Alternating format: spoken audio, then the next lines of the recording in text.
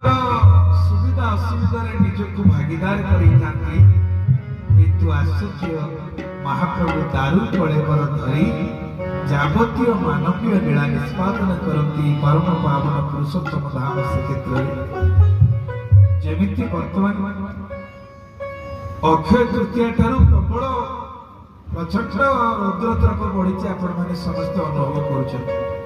खरा बढ़ी साधारणतः सहर तापमात्रा 45 डिग्री अतिक्रम कर सारा संसार जिते उताप पाई समस्त को शांति करने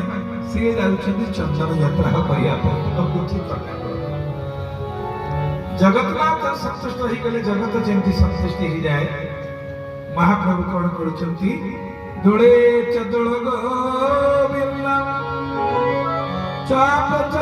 मधुसूदन